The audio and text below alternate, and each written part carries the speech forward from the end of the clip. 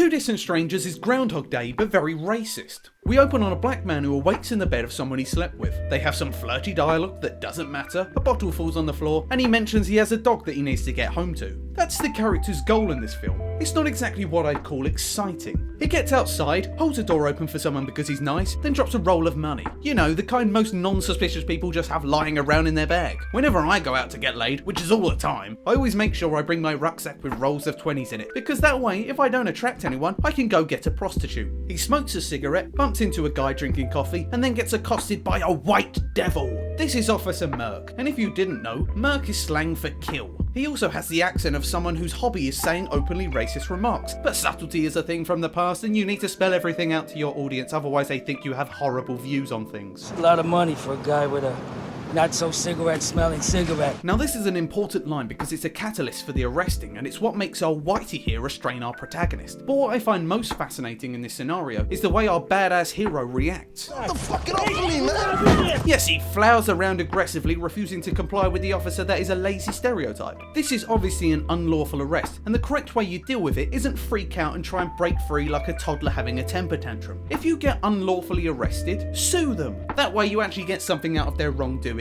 and you don't run the risk of dying. Be as polite as you can to make it as hard as possible for racists to murder you.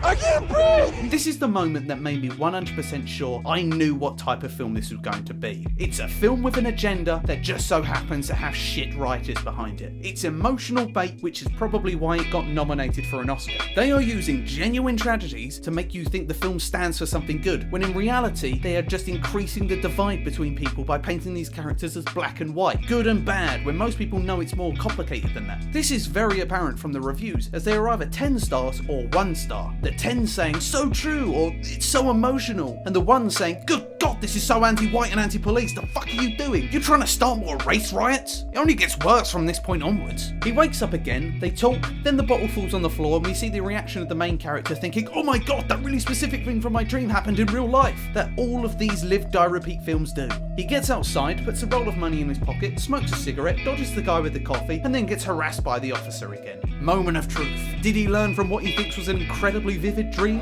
Everything all right here, fellas?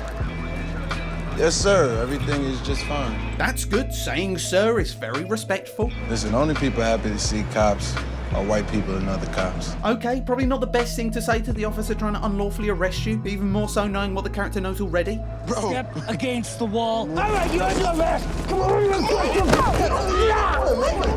go for it, good. And he's resisting again. Fuck up. He wakes up again, seemingly thinking he's been incepting his own dreams, but this time he decides to stay with the person he slept with. Whatever could go wrong here?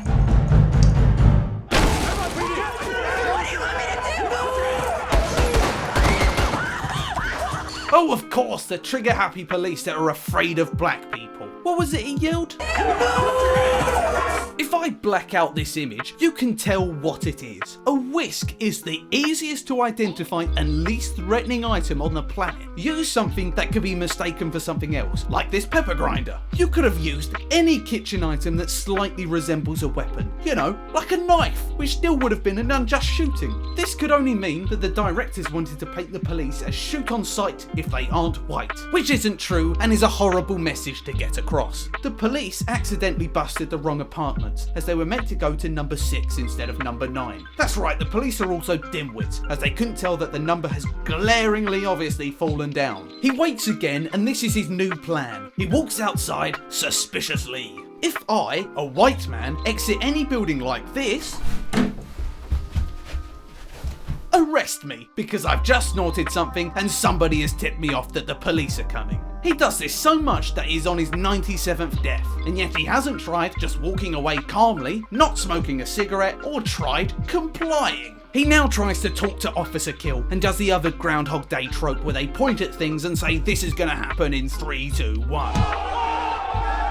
This blows Officer Blackkiller's mind, as it always does in these films, and he tells him to go home. Problem solved. until he gets shot by another group of crackers who shoot when they see black, like how a ball charges when it sees red, because it's not true. He now chats with Officer Honky and asks for a lift home. They chat on the drive there, and it finally feels like we're done with this white cop hating and we're gonna get some humanizing dialogue. What's the real reason you became a cop? I guess I got sick of being bullied. So you became one. What are you doing, you fucking idiot? He's killed you 99 times, don't take the piss out of him. They then talk about over-policing in black neighborhoods and that white people get off a lot easier than black people, which we all know, but this is not the guy you talk to about progressive race policies. He's a racist. Although it looks like we've made a breakthrough. They've shook hands, that's a good sign. You know, I would say, see you next time, but I fucking hope not. It's fine, I'm sure the super gun-ho mega racist was fine about that comment. It's all going to turn out okay.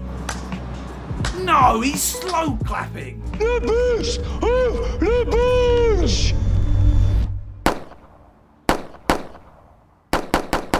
He wakes up yet again, tells her no matter what he says or does, Officer Kubel will always want to kill him. Except that time he didn't because he didn't say anything insulting. He walks down the stairs and says a brilliant last few words.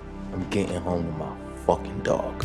Wow, how inspiring. Then we get a series of names of people that died in horrible, true, unjust police killings, once again embedding the social message behind the film. But what is that message? Because to me it says violence just causes more violence, except I don't think the film realises that's what it's saying. The message the film wants to express is black people are good, white cops are bad, if a white cop arrests a black person, the black person will die, there is nothing you can do, you'll always die. Even though he never complies and outright says it. You legally search my shit.